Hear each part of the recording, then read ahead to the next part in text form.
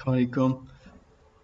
आज की वीडियो में मैं आपको बताऊंगा कि यूनी असिस्ट को आपने कैसे यूज़ करना होता है फॉर एप्लीकेशन। आपने कौन कौन से डॉक्यूमेंट्स एप्लीकेशन से पहले आपने अपना अकाउंट कैसे सेट करना होता है, कौन कौन से डॉक्यूमेंट्स आपने अपलोड करने होते हैं और क्या क्या आपने करना होता है। जैसे ही आप अपना अकाउंट पहले बनाते हैं, उस पर मैंने ऑलरेडी वीडियो बनाई है।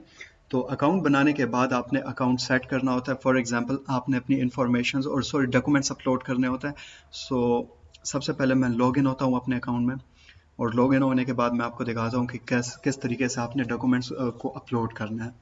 ओके, अगर आप ऊपर टॉप पे देखें माय एप्लीकेशन लिखा हुआ है, इस पे जैसे ही आप क्लिक करते हो तो नीचे डॉक्यूमेंट्स का डॉक्यूमेंट्स लिखा है, तो इस पे आप क्लिक करें डॉक्यूमेंट्स पे, और यहाँ से आप अपने वन बाय वन सारे डॉक्यूमेंट्स को अपलोड करेंगे।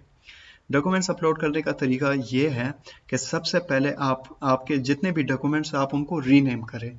रीनेम फॉर एग्जांपल, जैसे अब मैंने सारों को नाम दिए हुए हैं। ये अगर आप टॉप पे देखें मैंने लिखा हुआ है bachelors degree, bachelors equivalence certificate, bachelor transcript, IELTS, intermediate certificate. ये सारे आपने इस तरीके से इसको नाम दे देना है। सीवी, वर्क एक्सपीरियंस, जो भी है, जो भी आपके डॉक्यूमेंट्स हैं सारों को आपने नाम दे देना है प्रॉपर। ओके, ये नाम रीनेम वगैरह करने के बाद आपने वो सारे डॉक्यूमेंट्स यहाँ पे अपलोड करने होते हैं। फॉर एग्जांपल, जैसे आप यहाँ से एक डॉक्यूमेंट्स को सेलेक्ट करें, और लेट्स से मैं रैंडमली एक डॉक्यूमेंट को सेलेक्ट करता हूँ। ओके, यहाँ पे आपने उसकी डॉक्यूमेंट्स अपलोड करने के बाद आपने कैटेगरी सेलेक्ट करनी होती है कि ये कौन सा डॉक्यूमेंट आप अपलोड कर रहे हैं। फॉर एग्जांपल, मैं यहाँ पे बैचलर डिग्री अपलोड करता हूँ। ओके, मैं सेलेक्ट करता हूँ बैचलर डिग्री को। सो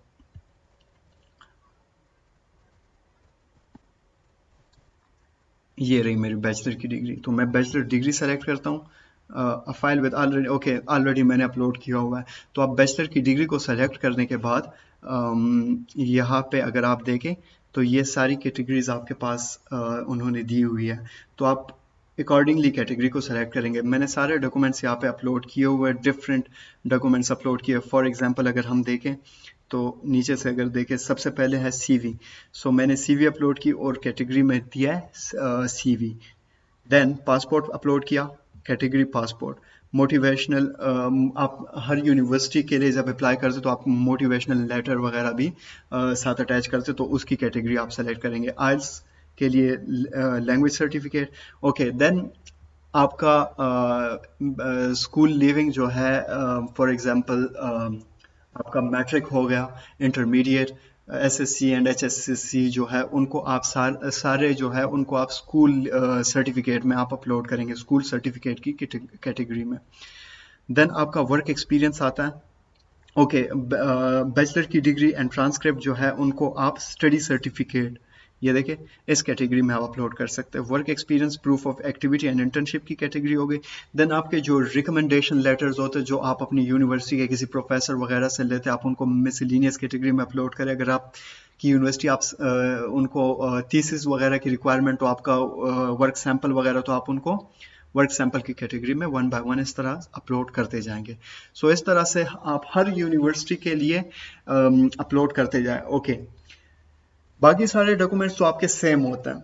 मतलब बैचलर डिग्री वो आपको सिर्फ एक ही बार अपलोड करना होता है। बैचलर की डिग्री हो गई, स्कूल लिविंग सर्टिफिकेट, या फिर मतलब सर्टिफिकेट स्कूल और कॉलेज का, वो आपने एक ही बार अपलोड करना होता है, सीवी एंड थीसिस वगैरह। लेकिन आपकी एक चीज़ चेंज होती रहती है यूनिवर्सिटी के अकॉर्डिंगली, वो है आपका एलओएम, लेटर ऑफ मोटिवेशन। तो आप जिस भी यूनिवर्सिटी के लिए अप्लाई करते हैं उससे पहले आपने अपना लेटर ऑफ मोटिवेशन अपलोड करना होता है।